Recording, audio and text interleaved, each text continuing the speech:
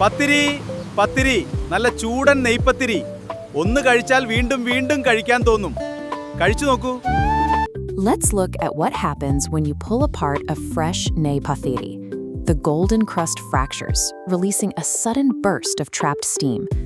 Recreating this exact reaction, a perfectly hollow, crispy, puffed rice bread, requires locking down a highly specific set of variables.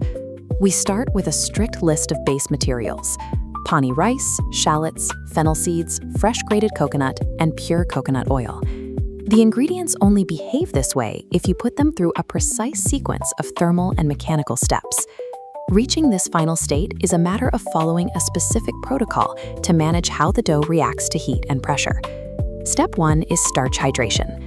We need exactly 1.5 cups of pani rice.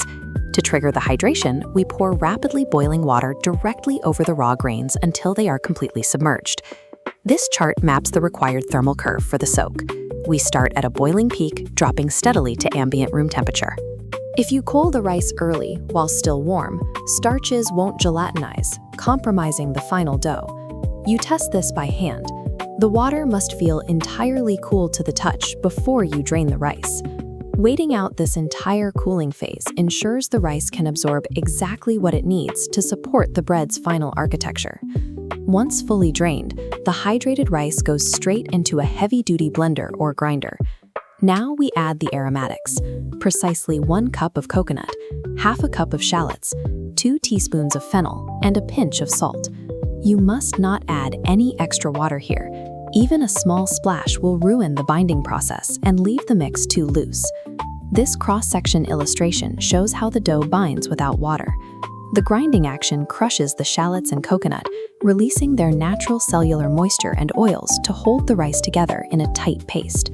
You are looking for a highly pliable, thick consistency that easily holds its shape when you pinch it. Locking in this exact texture gives the dough the tensile strength it needs to survive the extreme mechanical stress of frying.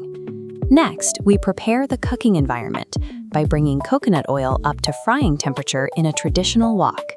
While the oil heats, we portion the dough. Each piece must be small, specifically the size of a standard Indian gooseberry. This comparison shows the exact volume we need. A mass larger than that gooseberry will fail to cook all the way through to the center. You shape this by placing the dough ball in your palm and pressing it flat to create an even, uniform disc. Now, carefully drop the flattened disc directly into the violently hot coconut oil. As the cold, dense dough submerges, it experiences massive thermal shock and immediately inflates into a round balloon. The intense heat instantly vaporizes the moisture trapped inside the dough. Because the starch exterior seals shut, expanding steam has nowhere to go, forcing the bread to puff outward.